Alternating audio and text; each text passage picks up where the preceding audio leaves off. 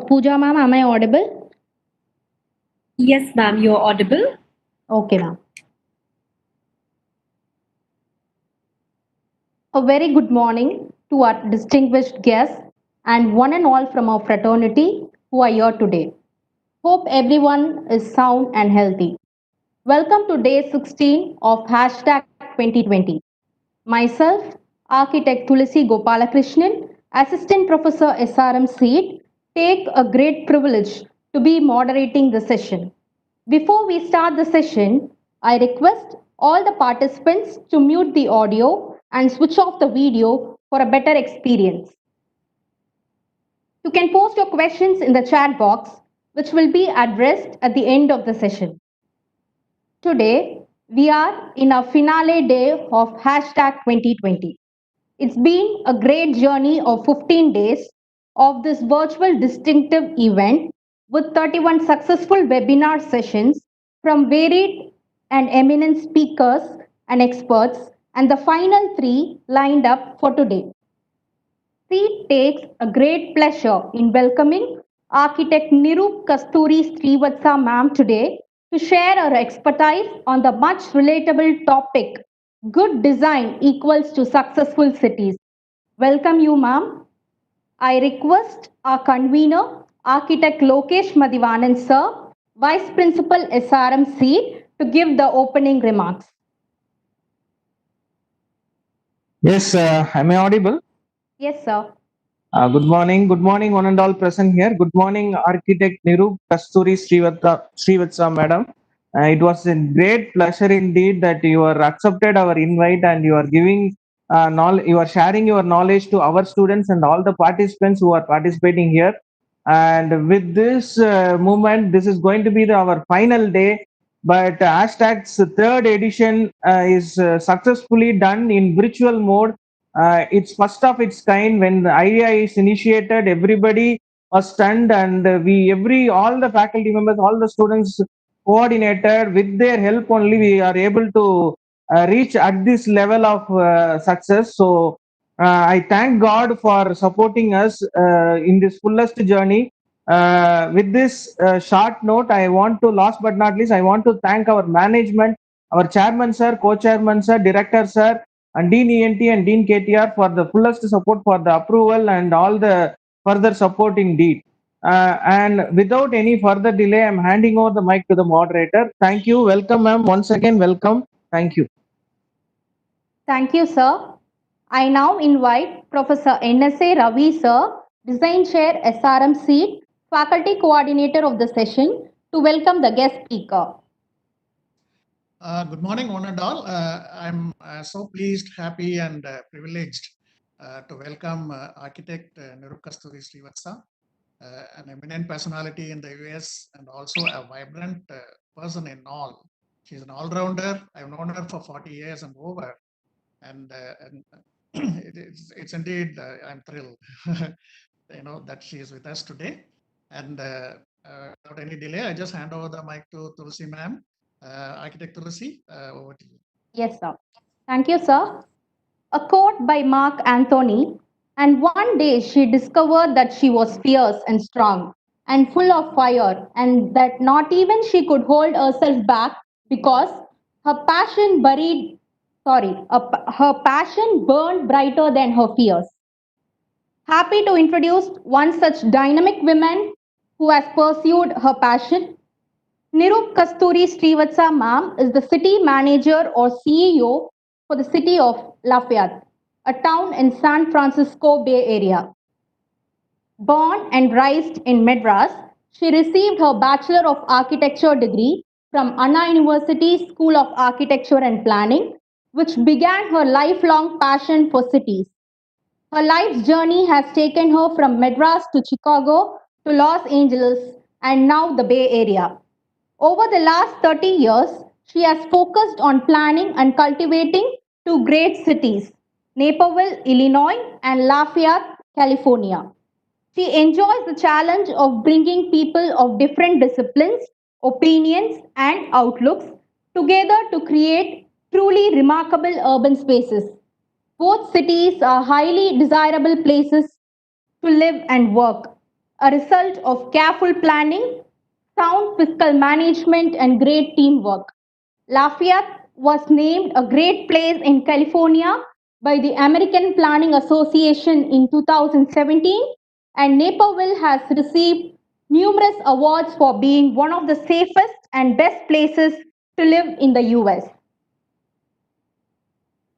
Niroop ma'am serves a commissioner for the California Statewide Community Development Authority, where she receives applications from more than 500 cities, countries, and special districts for funding community infrastructure, affordable housing, environmental projects, etc. She is a member of the League of California Cities Environmental Quality Policy Committee, representing the environmental interest of over 400 California cities, and also serves as an advisor to the board of Lafayette Chamber of Commerce. In her spare time, she volunteers as a dog socializer at the local animal shelter. He is also known affectionately to the city staff as a steel lotus, a reference to the national flower of India that signifies peace, purity, and harmony from its ability to root in mud and yet push through the murky waters to bloom. Steel is recognition of her resolute and steely self, which enables her to handle tough jobs, although she is a very pleasant person. Without much ado, over to you, ma'am. The next 30 to 40 minutes is all yours.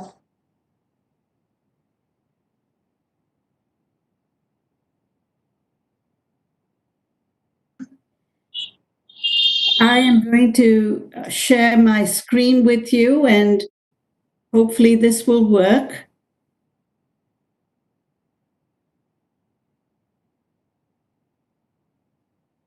I want Ms. Tulasi, can you tell me Yes, whether ma'am. it Yeah. works? Yeah. Now the You can PPT is open. You just have to do the full screen mode, ma'am. I will do that. Thank you so much. How does this look? Yeah, ma'am, it is perfect. Excellent. Good morning, everyone. Thank you so much for inviting me to be part of hashtag 2020. I've spent the last few days watching the videos on YouTube, and I'm just blown away by the level of discourse, the high quality of the presentations. You have created, in my opinion, one of the finest virtual conferences that I have ever attended. And thanks goes to SRM's College of Environment, Architecture and Design. I would also like to thank my friend and former classmate, Mr. NSA Ravi, for inviting me here today. You have, over the last several days, witnessed presentations on sustainability, on technology, on intelligent cities, on sculpture, art, poetry, dance. It's just been a wonderful array of topics. I'm focused today on the soft skills. I'm going to tell you a few stories. And the reason why I chose this topic, good design equals great cities, is for two reasons.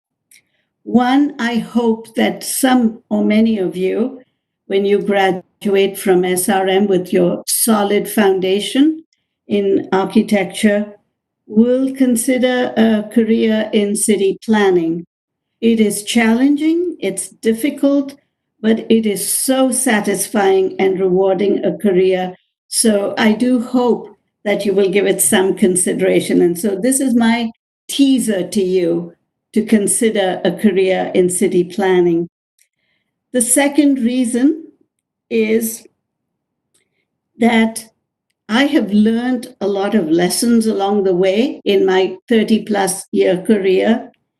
And the lessons that I have learned, of course, have come from my education. But more importantly, the lessons that I have learned have come from the many mistakes that I have made in my career. And in the words of Michael Jordan, one of my heroes, I think you need to fail before you can succeed. And you need to use your failures as learning tools towards success. And I certainly have had my share of failures. I have screwed up many a time in my career. And so today I'm going to offer you 5 tips on what I believe are time tested in terms of what makes a good city. And in many of them, I've learned through making mistakes. So I've subtitled my presentation, Good Design Equals Great Cities, Planning with Humility, because life teaches you lessons every day. And if you're not humble enough to learn from them, then I really don't think you should be in the career of city planning. I've had the good fortune of working just for 2 cities in my entire career. One of them is Naperville, Illinois. It's a suburb of Chicago. And the other is Lafayette, California, a suburb of San Francisco. They're very different cities in terms of topography and in terms of the environment. Naperville has a population of about 150,000 people today. And in the 80s, it was ranked one of the fastest growing cities in the country.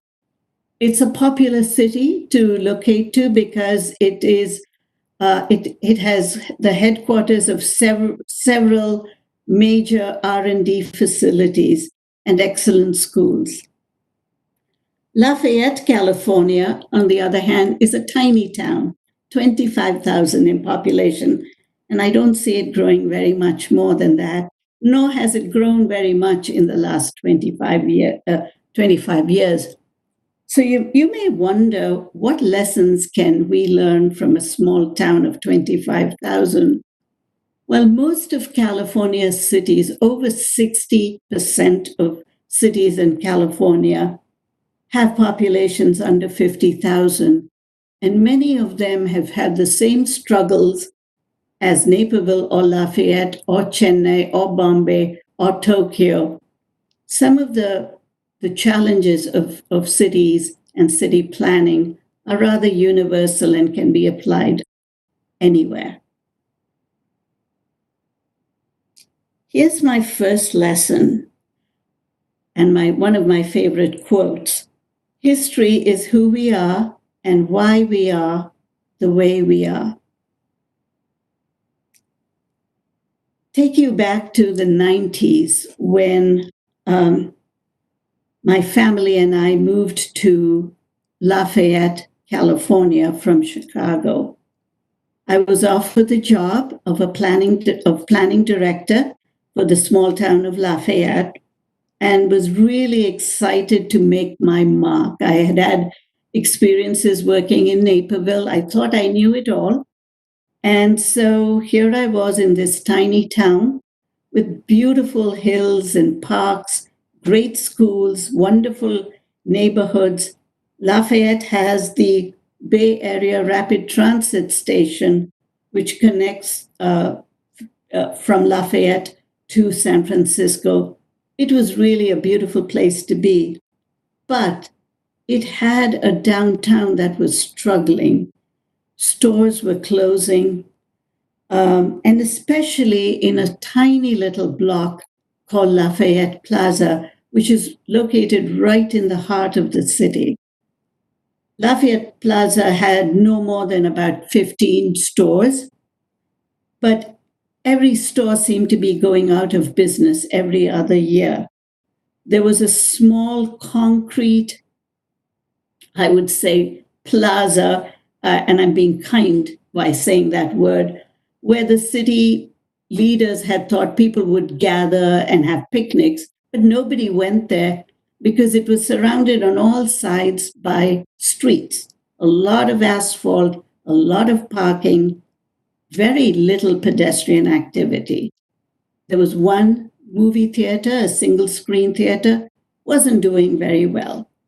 And so one of my first responsibilities was come up with a plan for Lafayette Plaza. And coming from one of the fastest growing cities in the US, Naperville, Illinois, which seemed to grow exponentially every year, I looked at this plaza and said, oh, it's easy. The buildings are nothing to write home about.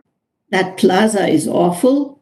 Let's tear everything down and hand it over to a developer, and maybe he'll build a large mall. That would bring in a lot of sales tax dollars to the city. Well, little did I know that Lafayette, California, was born in Lafayette Plaza. The first Yankee settlers, headed by the stern-looking gentleman you see, Elam Brown, arrived in Lafayette in 1847, and he built his first home, and the others built their first stores right on Lafayette Plaza. So when I made that proposal to the mayor and city council that we tear the buildings down, of course, I was roundly criticized. I was chastised. I was told I didn't know what I was talking about, that I needed to go back and do my homework. And indeed, I was directed to start the process of revitalizing Lafayette Plaza and restoring it back to its glory days of the 1800s. So, humbled, I went back and started working on the revival efforts of the plaza, and created, instead of that concrete island that went nowhere, a large park area flanked by trellises where people could gather, have picnics, have concerts. And this process took about 5 to 8 years to complete. And once we completed the plaza, the park, the business owners and the property owners of the plaza decided that they too would reinvest in the plaza. And as you can see with the picture above, the stores reflect the historical character. The first store that Elam Brown built. And indeed, we were able to recreate exactly what the vision was in the photo above. And today, Lafayette Plaza is the place to be. There are families there every day, kids playing. There are 2 restaurants on the street. They serve picnic lunches to the people who use the park.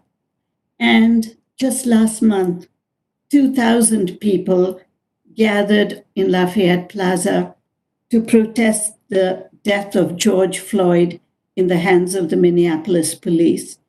This is a plaza that has brought the people of Lafayette together in ways that I had never imagined. It didn't require a rebuilding. It didn't require a developer or a mall. All it required was honoring the past. And so the lesson that I learned was it's important to recognize and honor the past. And it does not have to be a grand cathedral that you're trying to save or a temple from the Pallava dynasty. It can be a small building, the first store in the city, or a small block. But if it means something to the city, if it means something to the people, respect it, honor it, protect it, and you will continue to honor the city as a result of it. It wasn't an easy process for me. I was I think I should, in hindsight, I should have taken the time to understand the values of the community that I had just joined. But the lesson learned was definitely that good design honors the past.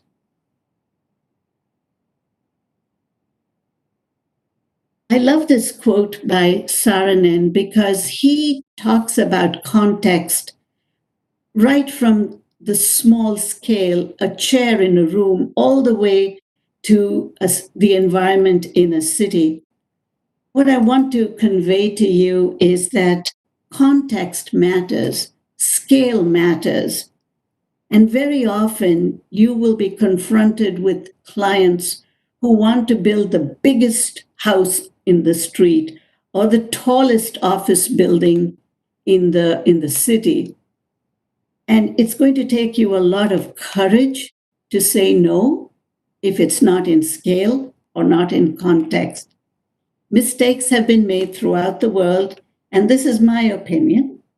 Whether it's an office building in London or a McMansion, a large home on a small residential street in any town, USA, battling between the property rights and the desires of one property owner against what is good for the entire city is a real challenging task. I remember in Naperville, we had a world famous architect come in, and he was going to design an office building.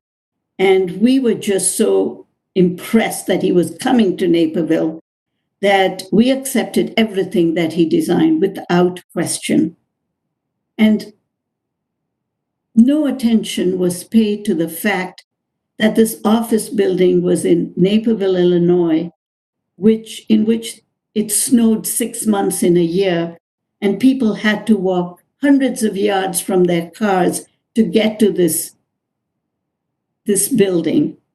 I was too scared to stand up to that world famous architect, but today I will, because I do know that context matters. And in our town of Lafayette, the way we ensure that scale and context play an important role in any design is by having a sound master plan, strong urban design guidelines, and very strict zoning codes. My lesson learned is fight for the rights of all over the right of one. Don't let egos come in the way of good design.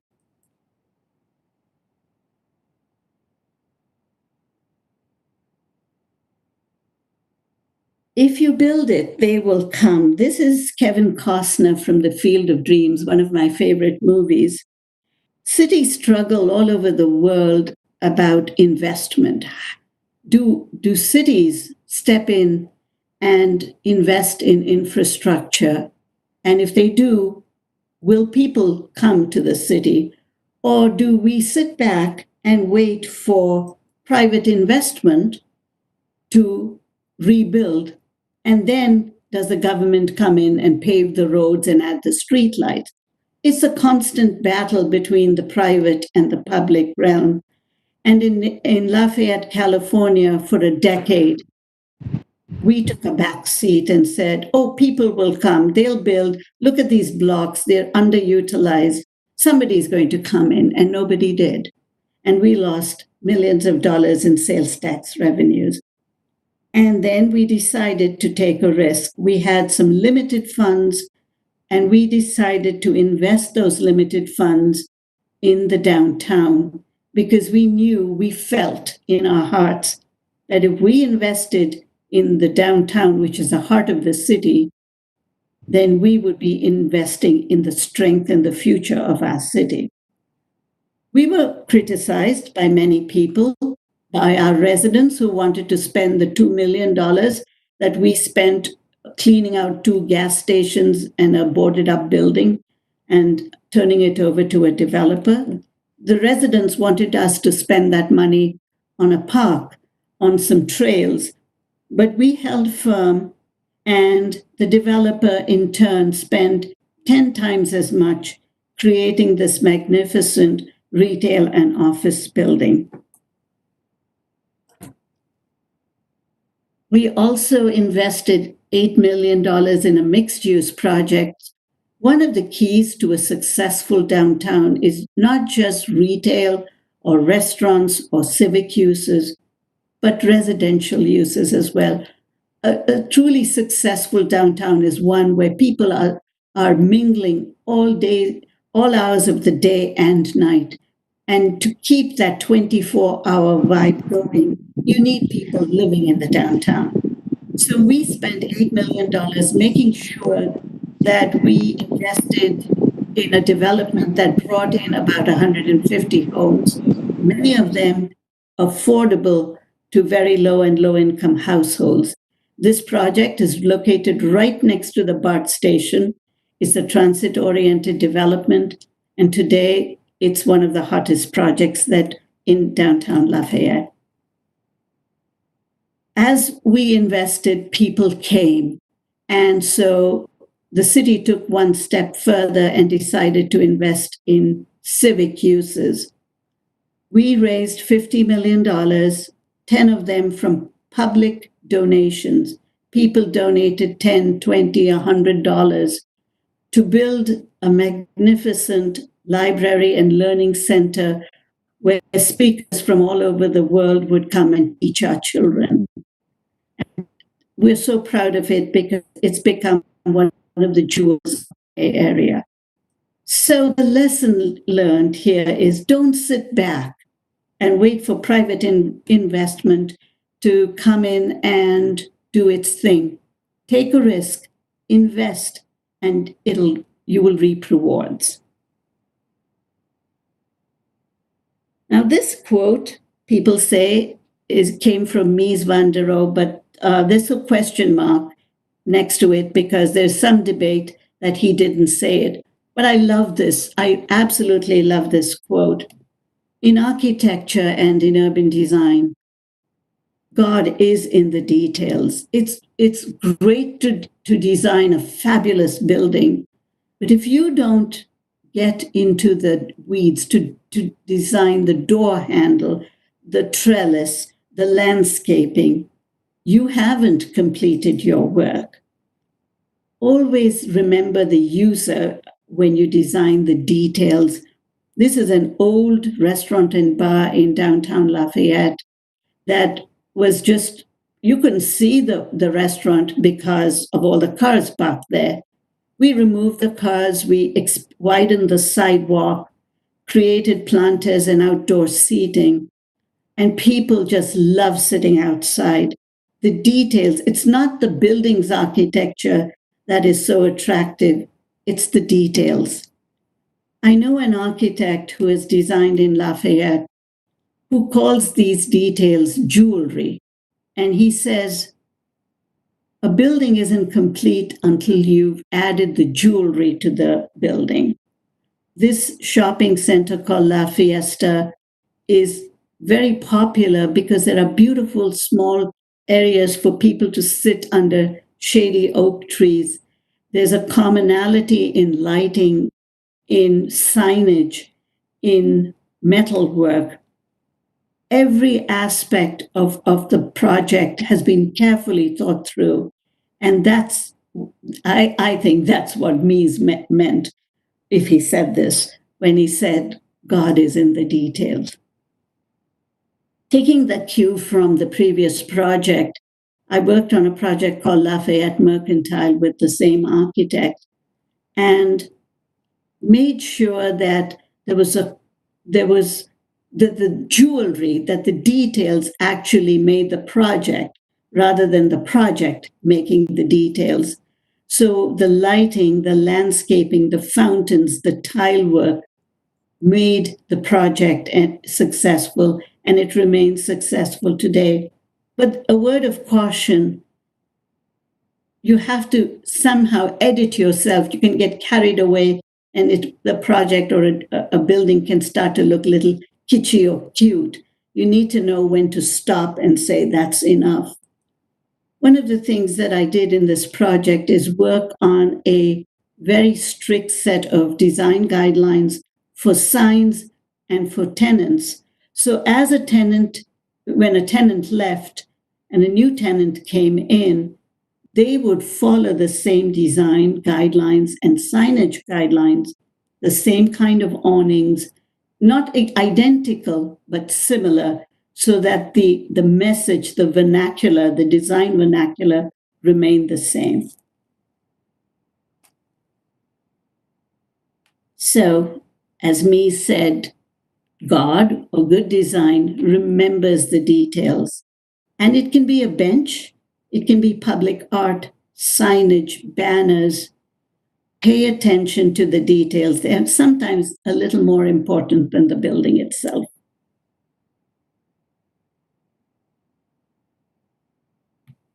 As a city planner, and as architects, you're going to come across a number of people with different opinions, different points of view, but never underestimate the power of people is my message to you. And I have learned that, and sometimes the hard way. Never underestimate the passion of people and don't ignore them, because architecture, urban design, and city planning is not are not professions to stroke your own ego. It's a service to humanity. When I joined Naperville back in the early 80s, the big attraction in the United States was the new indoor mall. People were building these large malls with anchor stores like Sears and J.C. Penney and Macy's. And in an area like Chicago, where there's snow 6 months in the year, people were just fascinated with the indoor mall. They just went there in droves over the weekends. And as a result, the businesses in the traditional downtowns on traditional main streets started to lose business and started to board up. They could not compete with the power and the draw of the indoor mall. It was a tough challenge for the city because Naperville has a very historic downtown with very significant buildings of historical importance. And so the question in the 80s was, okay, what do we do? Do we just quit and leave and let the mall take over the businesses in the area? Or do we fight back? And they fought back. And the reason and where they focused on, and by they, I mean the property owners, was the fact that downtown Naperville had something that an indoor mall could never provide. It had a river. It had a river with no pathways, but it was a beautiful river with a large lake where people used to swim. And so came the Riverwalk idea.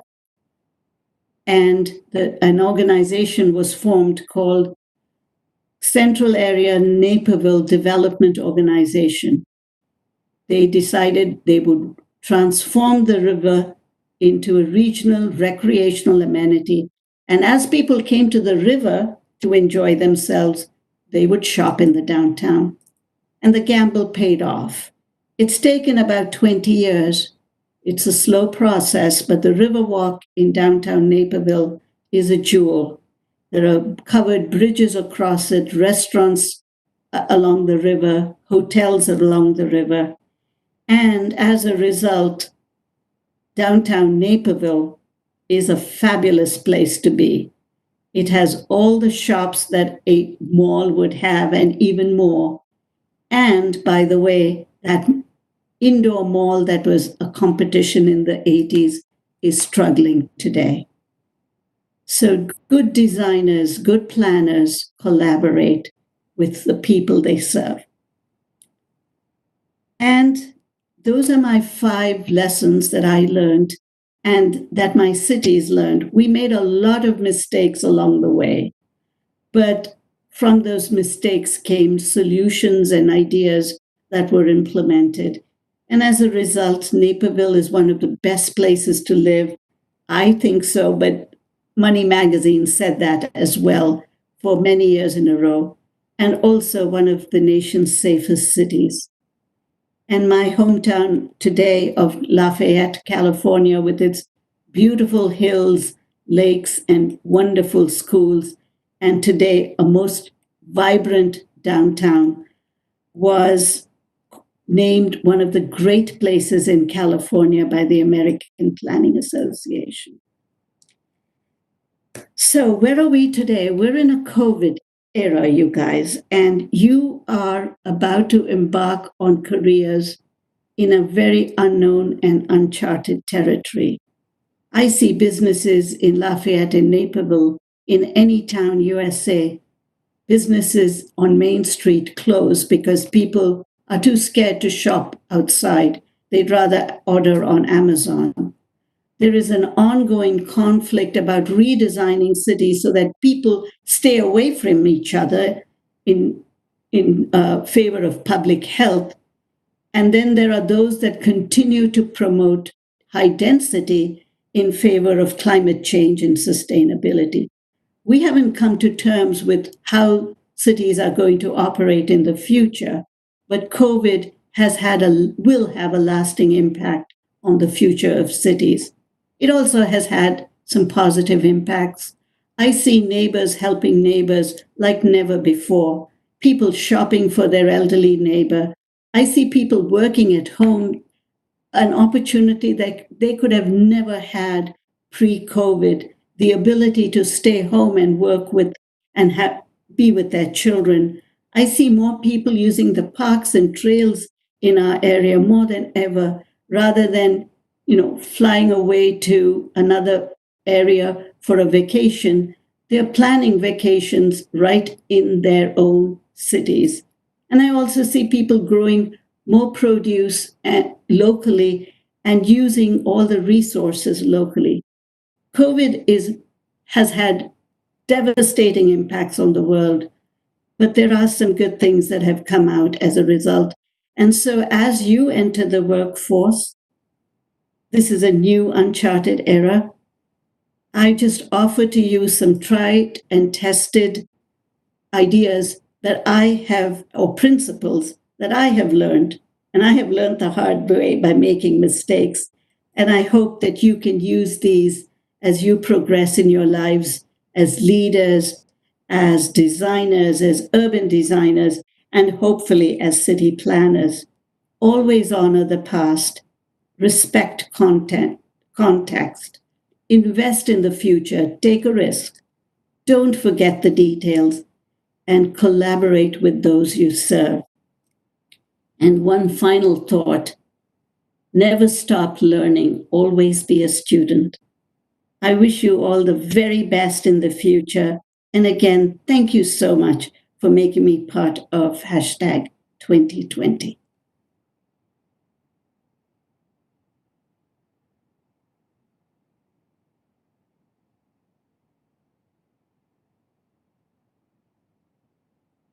Thank you so much, ma'am, for the wonderful, insightful knowledge sharing, ma'am. Definitely a global exposure to all of us. We will now move on to the Q&A session. Please post your questions in the chat box. There is one question from Professor Venkatesh Babu. How can we make Tier 2 or Tier 3 cities thrive and reduce the problems of mega cities? I think COVID may do that inadvertently. I know people who used to work in San Francisco, which is a mega city in a way, and because they worked there, they lived there. And the cost of living was so high. But COVID came along and they no longer they're working remotely. And so they have moved away from San Francisco to Sacramento and to the outlying cities because they can live where they choose and yet work for a office that may be in a mega city. So I think this is the time for the Tier 2 and Tier 3 cities to seize that message and to say, come live in whatever city that may be. You don't have to live in Chennai. You can live somewhere else and work remotely. We offer a better quality of life. We have more outdoor areas. We have rivers, whatever they have to offer. I think that's one way by which they can seize the moment. Okay. Ma'am, if you could close your screen sharing, then we can view you in a bigger screen, ma'am. I will do that if I knew. If you can tell me how to share, stop sharing. Yeah. There, I got it. Yeah, perfect, ma'am. So, another question, how to integrate the new land use, urban transport planning concepts, and proposed projects with the actual existing land use conditions, especially in a country like India, where slums and squatters forms a part of almost every neighborhood. It's a daunting task. There are no easy solutions, and I think I don't have the answers to all the questions. But I'm from Madras. My mother lives and sister live in Nungambakam, and I would say rather than trying to deal with the issue on a citywide scale, start small, start on a street, and if there are areas for rehab, for revitalization or improvement, start within the neighborhood.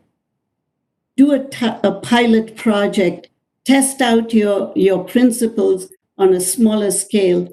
And if they're successful, you can duplicate them on a larger scale. But tackling the problems of a city as old, as complex, and as wonderful as Chennai, I think it's a daunting task to do it full scale.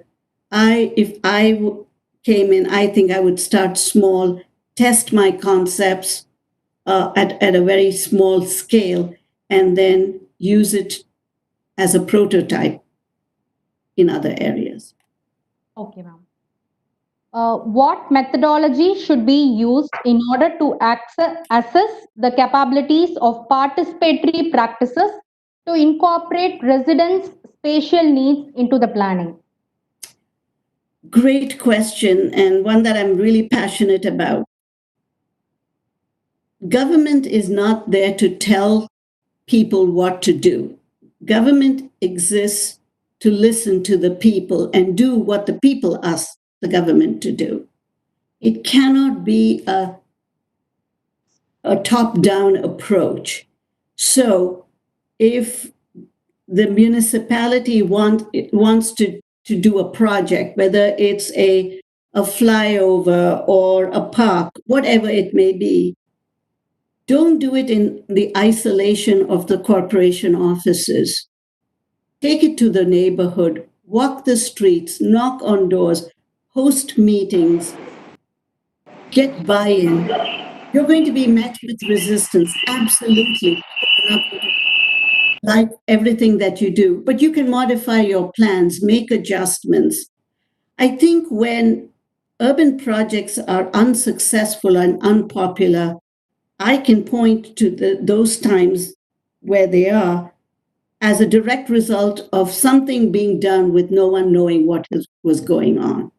It's a very bureaucratic, top-down, I'm the municipality, I know better than you approach. And that's plain wrong, in my humble opinion. Yes, ma'am. In continuation to the previous question, do we have different theoretical and planning principles for different societies?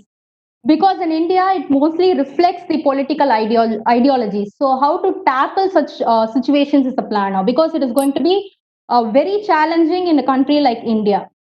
Yes, absolutely. I'm not naive to think that it's a one-size-fits-all product. But I do think cultural differences and socioeconomic differences have to be taken into account. Where I might argue the point is that it is a government, a political difference. I don't think politics should play a part. Politics always plays a part, but politics should take a back seat to the needs of the people. And I think the way to do that is that people need to organize and they need to have their voices heard. So often we are quick to say, oh, it's the government, grumble about it and just move on, but not like what's going on. Everyone has a vote. You have the power of a vote. You have the power of the vote. Your family member has a power of a vote. You have a power of 2 votes. it multiplies, it grows. Take advantage of that. I, as a government official, would not want somebody to just accept what I do.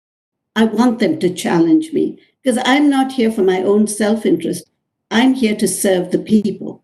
And that's the role of the government. Okay, ma'am. So, how do you deal with abandoned and vacant property, or a property where there are illegal settlements, but still they have been like living there for years together? You're getting into a little bit of legalities over here about squatters' rights, of prescriptive easements. And so I'm unfamiliar with the law in India, so I don't know how that plays into it. It certainly does. When we've had some boarded up buildings in my town where there is an absentee landlord, lives out of state, it's an eyesore, everybody hates it. We have a process called code enforcement where we track and then we, in our code, we have I said we have to have a very strict zoning code.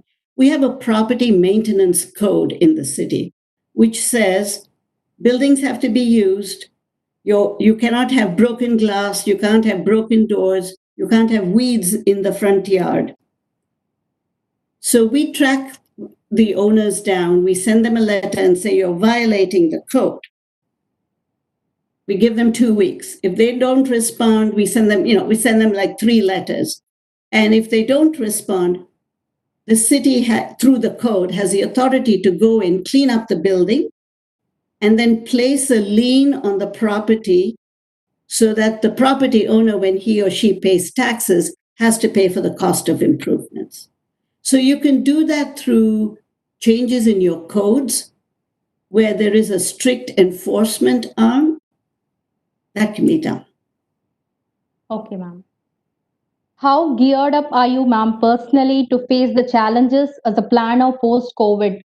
So, what will be your strategies if you could share with us any? I'm learning every day. To run a city from my house, I would not have imagined it 3 months ago. But that's almost 4 months now. But these months have shown me that we can do it. People can work from home. They don't have to go into an office and punch the clock and work from the office. So I've come to respect and understand that our work ethics, the way we work, is going to change tremendously. So I'm going to allow employees to work from home. All our public meetings of the city council and mayor are on Zoom, so we don't meet physically anymore. Where I worry a lot is the fact that COVID has had an impact on our economy.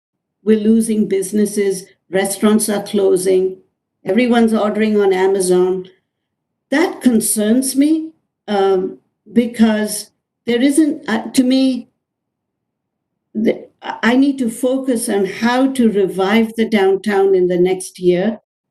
And maybe it's not as many restaurants and stores, but maybe we transform the downtown into an area where people like to be, to gather, because there's such power in people enjoying themselves together, socially distancing and wearing masks, but still being out and in the open. So I foresee spending a lot of time trying to understand and figure out a way to revive our downtown businesses. People live in their homes, they're now working out of their homes. Kids are not going to school anymore, so they're at home too. It's the people who are most impacted are the ones who have stores, restaurants, offices, and that's going to be my focus. Okay, ma'am. Thank you so much, ma'am, for taking your time to address the queries as well. I now request our co-convener, hashtag 2020, Professor M. Ashok Kumar, sir, Head of the Department, SRM Seed, to add to the closing note. Yes. Good morning, one and all. it's a we are grateful and we are very pleasure to have you today's session, ma'am. Architect Niroop Kasturi, ma'am. Really, your experience, 40 years of experience in the field. Really, you made us think how the city and the good design will definitely speak about the individuality and the real scenario. You brought a 1 century old scenario to us. We can say every great cities and communities have been created from every individual design, every each and every detail in their habitat, in their community, in the plazas, parks, and of course that will carry out the suburban and the city forming as well. So that is a wonderful idea. Your experience and your expertise in the city planning, you told us in this 40 minutes of speech from Lafayette. That was grateful to you to have this session. And you also told me about the collective efforts of every designers, every architect, and every planner is must for a good design. Of course, the creating cities. And of course, your speech today is a teaser for with the each and every slide with the quotes and explaining to our participant, our students, to envisioning the city and city planning as well. It's a really we are very much thankful to you, ma'am, for this wonderful speech. On behalf of SRM seat Ramapuram, on behalf of faculties and students, we thank you, ma'am, for your valuable time and your expertise and your experiences shared to us on this virtual mode of symposium hashtag 2020. And our heartfelt thanks to our SRM Ramapuram management, our honorable chairman, director, dean, for giving us this support and encouragement to conduct these online webinars. We thank our coordinators, moderators, technical team, and our students who are all supporting us directly, indirectly for this event, a resounding success. Of course, we thank all our participants, architects, friends, faculties, students, parents in every part of India, of course, from every part of globe. Thank you one and all for your continuous support. Thank you very much. Nandri, Vanakkam. Thank you, sir. It was great hosting you, ma'am. Thanks for joining us on board today. With this positive session, all of us are hoping and praying for a better tomorrow. And that brings us to the end of this wonderful session. Please join us for the next. Can I have a word? Yes, sir. Tulsi? Yes, sir. Niroop. See, along the way, in the past few months, we would have come across about 60, 70 webinars. And we've always, there were webinars, organized by COA and other institutions and, our own. There's been a highlight on, incorporating handicrafts and craftsmen into the architectural business and design and things like that. And I was seeing those in isolation from architectural discourses. But now today, when you were discussing about God is in detail, like what Ms. Van der Rohe had told, this is really brought in a new insight about readily we can incorporate craftsmanship and whatnot into the not only just into building design, but also wholesome urban design as well, because they were looking beautiful. The way they were incorporated were really beautiful and adding a class to the otherwise a blank and bland architectural expressions. And that is a real turning point of the whole course. It's very nice, so beautifully presented. Thanks a lot, Niroop. So nice of you. Yeah. And that brings us to the end of this wonderful session. Please join us for the next session on climate change implications for the built environment by Dr. Sheila Sri Kumar at 12, followed by design development by architect Vamsi Krishna at 2 p.m. Feedback form is posted in the chat box. Kindly fill the same. I thank our convener, sir, Architect Lokesh Madhivanan, sir, Vice Principal C, our co-convener, Professor M. Ashok Kumar, sir, Head of the Department C, for their support and guidance. All the coordinators, the students, and the faculties for their selfless contribution in making this event a great success. Thank you all for being a wonderful audience. Have a great day. Thank you once again, Niroop ma'am, for joining us today. It was such a great experience to host you today.